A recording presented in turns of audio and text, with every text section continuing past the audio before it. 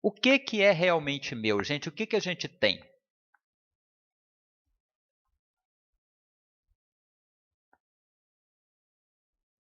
O que eu acredito possuir? Mateus falava para a gente. Pois onde estiver o seu tesouro, aí também estará seu coração. Então vamos lá. Eu tenho uma casa e um carro? Eu tenho dinheiro e crédito?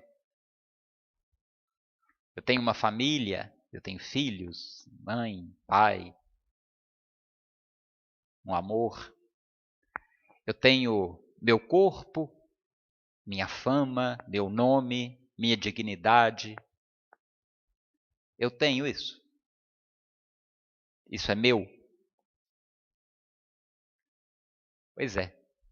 Eu só sou dono somente de mim mesmo, porque todas essas outras coisas são transitórias. Todas essas coisas um dia vão embora. Um dia eu vou perder. Nem que seja quando eu morrer, né? Eu vou sozinho. Eu não vou com as minhas posses, com os meus amores, com as pessoas que são importantes, com o meu nome, com a minha fama. Eu vou sozinho. E as ofensas, isso aí é muito importante. As ofensas só vão me atingir no que eu acho que é meu. Né? Alguém xinga meu time, está me xingando, porque é meu. Alguém mata meu filho, está me ofendendo, porque é meu.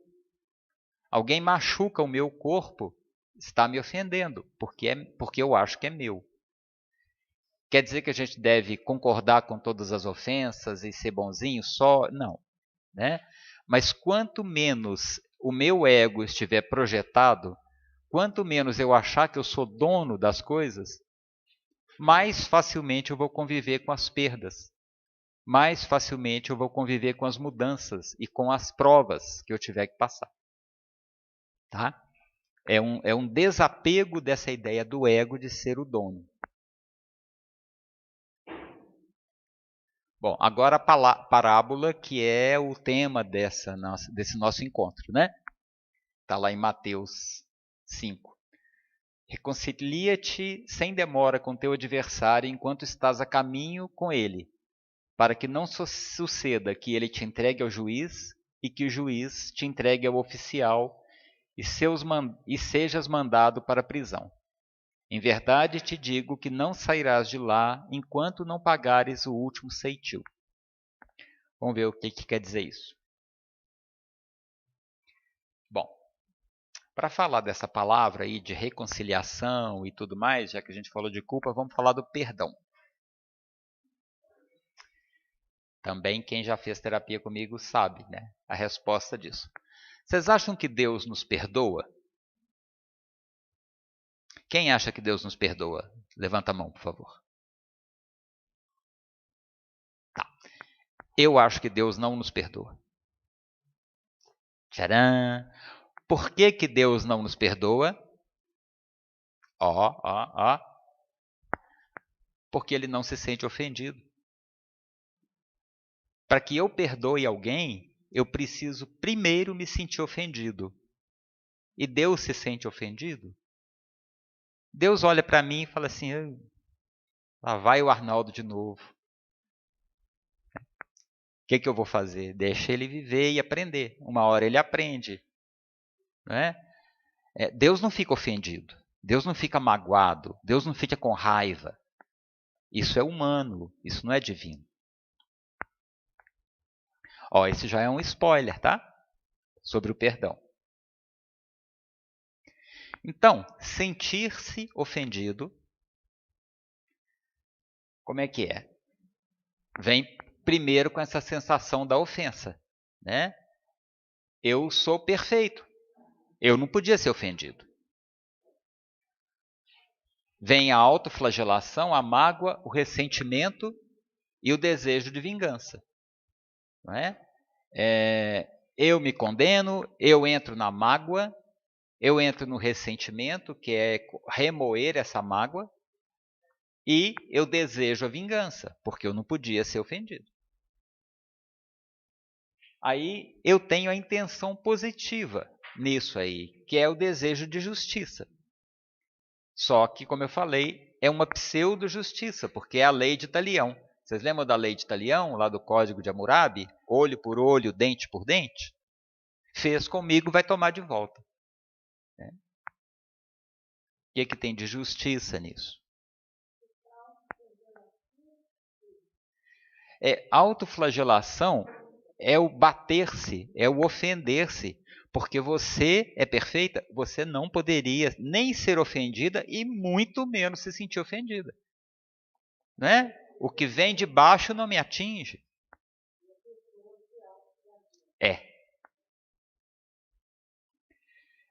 Vem a sensação de desamparo divino. Como Deus permitiu que eu, uma pessoa tão boa, tão legal, sofresse isso? E aí eu julgo, condeno e puno o outro, como eu fazia comigo na culpa.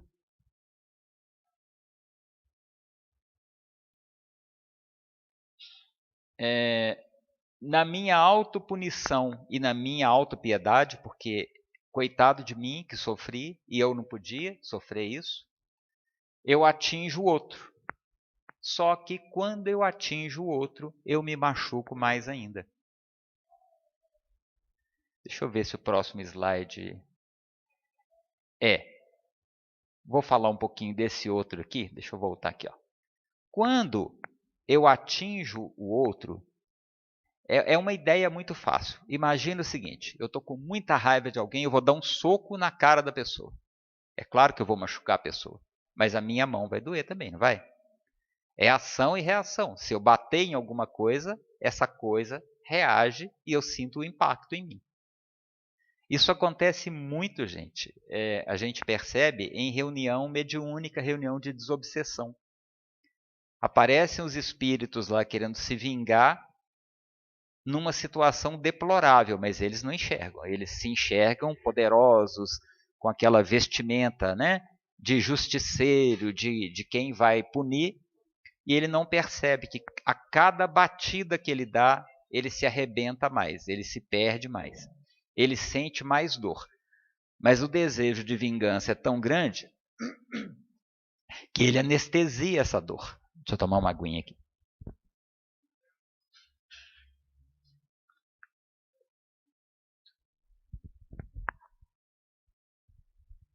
E esse sentimento é uma prepotência, uma agressividade, né? Eu vou reagir assim, crueldade, amargura e frustração projetada no outro. É de novo, né? A culpa aí é do outro. Eu desculpo, eu não percebo os meus erros, eu não percebo o que eu posso ter contribuído. O espírito que está nessa situação, ele esquece todas as vivências anteriores e ele resolve que ele foi atingido e não podia ser atingido. Né? Mal sabe ele que essa história às vezes é milenar e tem se repetido vezes e vezes, só alternando os papéis. Isso é do Alírio Cerqueira também. Bom, então olha só. Sentir-se ofendido é um sentimento egóico, da mesma forma que o perdoar a ofensa. Também é egóico. Né? É como se eu, que não erro, que sou perfeito, ou pelo menos muito melhor do que o outro, em um gesto de suprema bondade, benevolência, humildade e misericórdia, o perdoasse, apesar de tudo que ele me fez. Gente, isso é interessante e importante ver. Né? Dentro das religiões, dentro até do espiritismo muitas vezes, a gente tem essa ideia de que eu tenho que ser bom, eu tenho que perdoar. Nós vamos ver, eu não tenho que perdoar. Eu não tenho que me sentir ofendido. Se eu me sinto ofendido, eu engulo isso e eu penso que assim, eu tenho que ser bom e eu tenho que perdoar, é mentira. É da boca para fora.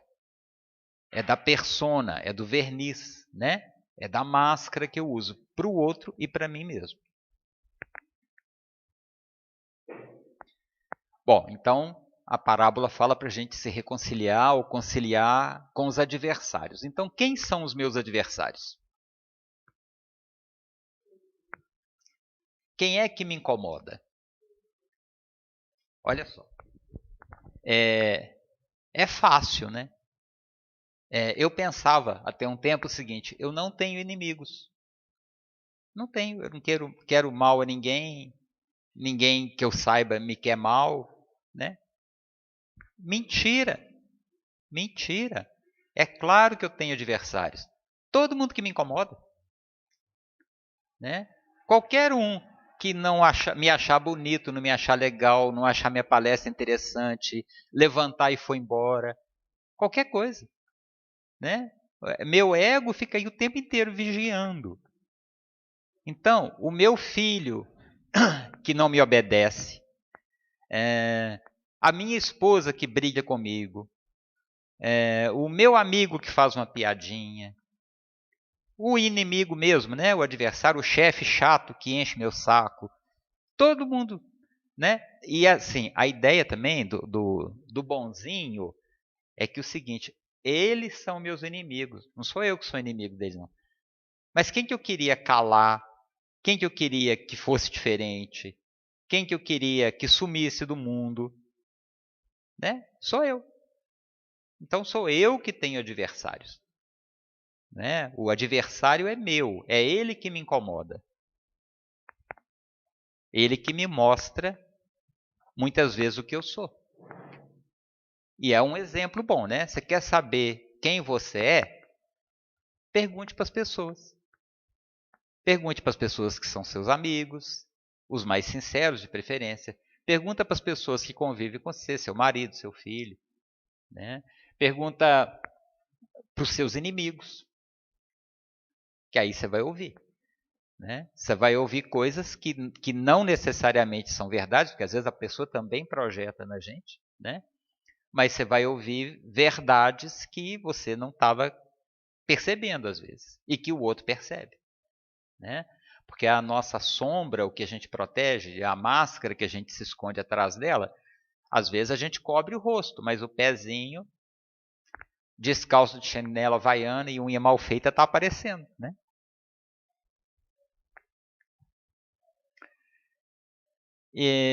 E aí eu vejo como eu ofendo o outro.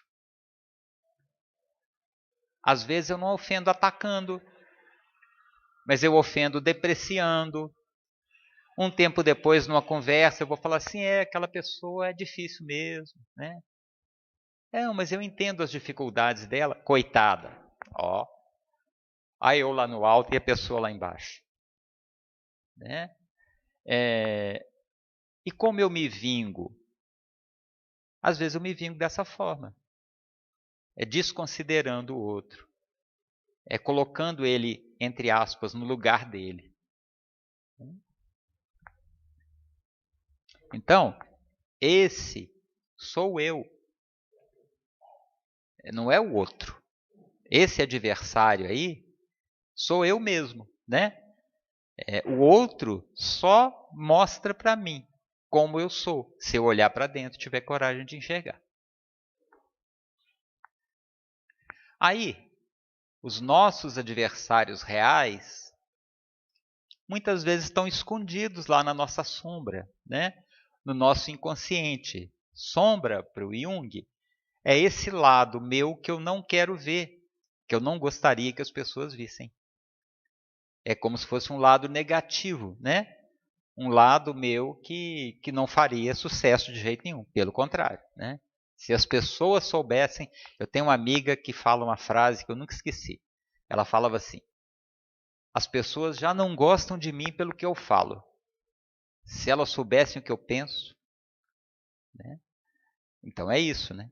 Se elas pudessem olhar o meu interior, haja amor, né? Então são as nossas sombras, os nossos adversários reais, os nossos pensamentos, sentimentos e comportamentos, né, que não são bons, que são negativos nesse sentido, né, da virtude, o contrário da virtude. Só que se eu tratar essas sombras como amigas, se eu me aceitar do jeito que eu sou, se eu me reconhecer e aceitar, e pensar que elas não são inimigas, que elas não são coisas ruins, não. Eu sou orgulhoso mesmo. Eu não preciso ter vergonha de ser orgulhoso porque eu sou. Eu sou vaidoso, eu sou enrolado, eu sou desonesto, eu sou egoísta. Sou mesmo. Aí eu me aceito.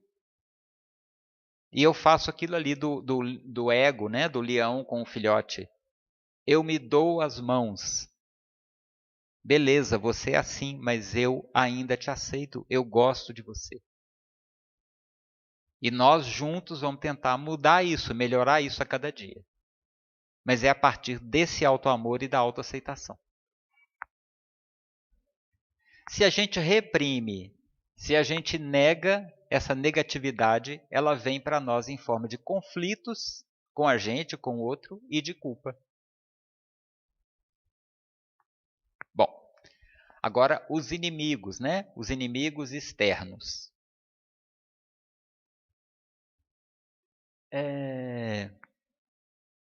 Eu já falei com vocês que perdoar não é o melhor. O melhor é não se sentir ofendido. Quando a gente não perdoa... Bom, então olha só. O Arnaldo falou que perdoar não é bom. Então, a partir de agora, quer nem saber. Fez comigo, eu não perdoo. Né? Não é isso, né? Enquanto meu ego ainda está centrado, ainda é o centro da minha personalidade, perdoar é muito melhor do que não perdoar. Lógico, né? Aí, gente, trazendo para o lado do espiritismo, as obsessões, né? Vamos ver a primeira definição. Obsessão é a ação persistente que um espírito mau exerce sobre o indivíduo. Isso está no Evangelho segundo o Espiritismo. Então, quando alguém exerce uma influência negativa e persistente sobre alguém, ela está criando um processo obsessivo. Só que mestre Jaider Rodrigues nos ensina que não existe obsessor nem obsediado. Existem obsediados, porque obsessão é sempre uma via de mão dupla. Ninguém me faz o mal se eu não estiver ligado nesse mal. Ou por similaridade, ou por culpa, né? Eu preciso ser punido, então eu chamo o obsessor favorito para fazer por mim, né? Ou por vício, né? Eu quero potencializar a minha vontade de fazer determinada coisa que eu não tenho muita coragem, aí vem o outro para me ajudar. E ele se beneficia nessa troca, né, de energia, beneficia entre aspas também, né? Então, se eu não aprender isso, de que o inimigo não é inimigo, de que eu não sou perfeito, e permitir aceitar meus erros e buscar essa reconciliação comigo e com o outro, isso vai se perpetuando vidas e vidas afora, né? Como eu falei, alternando o papel de vítima ou de algoz. Então, o Kardec fala que perdoar tem dois efeitos. Primeiro, o efeito moral. E segundo, o efeito prático, porque senão você vai carregar seus inimigos para a cama, para a eternidade. Né? Cada hora um querendo vingar do outro. Agora, já que eu falei de vingar, vamos falar da vingança. A vingança, né, como eu já tinha falado, é um impulso divino da justiça mal utilizado, utilizado ao contrário. Eu imagino, né, dentro dessa minha visão egóica, que o que me aconteceu foi uma falha divina que não me protegeu e que cabe a mim ser o justiceiro. Eu vou fazer a justiça, já que não foi justo, já que me atingiram sem que pudesse, eu devesse, eu vou fazer a justiça.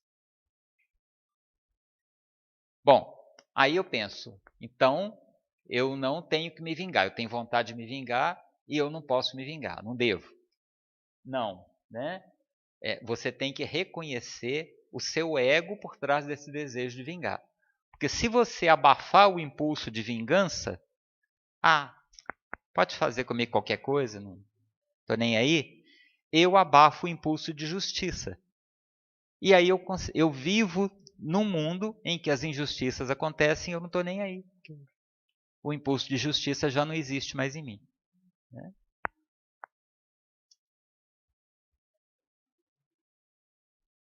Bom, movimento para o perdão. Primeiro, aceitar a sua vulnerabilidade. Eu erro, eu sou falível, eu me permito. Amar e respeitar a lei divina, que é a que nos dirige.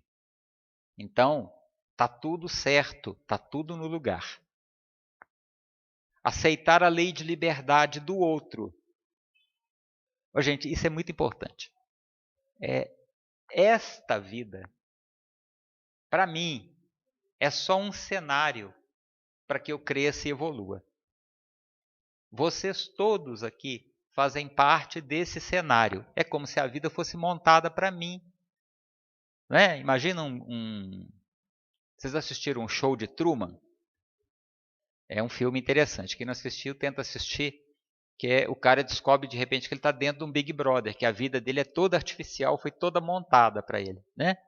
É mais ou menos isso, né? Essa vida, esses parentes, esses amigos, essas pessoas com as quais convivo, são instrumentos que a vida colocou para mim, para que eu aprenda, para que eu cresça. Cada prova, cada dificuldade são instrumentos, né? Então, eu preciso aceitar a liberdade do outro, porque se o outro fez direito ou não fez, é problema dele. Eu não tenho que corrigir o outro, consertar o outro, esperar que o outro faça o que eu tenho que fazer. A responsabilidade minha primeira é comigo, né? E parar de competir com Deus, né? Com essa pseudo-onipotência e prepotência. De que se eu fosse Deus, o mundo ia ser diferente, né? Deus está errado, Deus está dormindo, eu tenho que falar para Deus, ensinar para Deus como ser Deus. Gente, vamos fazer um negócio. Vamos, todo mundo, levantar os braços, os dois. Dar uma balançada. Isso. Levantar da cadeira.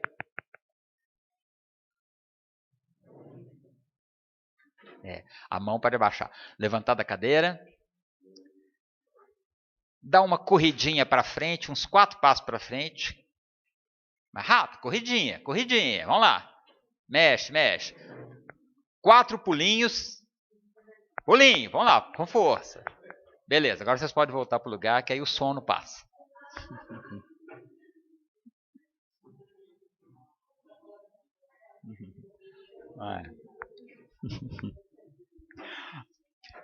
Quem tiver com sono, dá umas mexidas, umas puladas, senão vem aqui para frente fazer para o povo ver, tá? Vai ser o instrutor da aeróbica.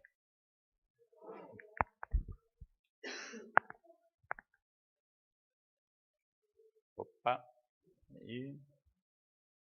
Bom, vamos nessa. Continuando, isso é do Alírio Cerqueira também, na Psicologia das Virtudes.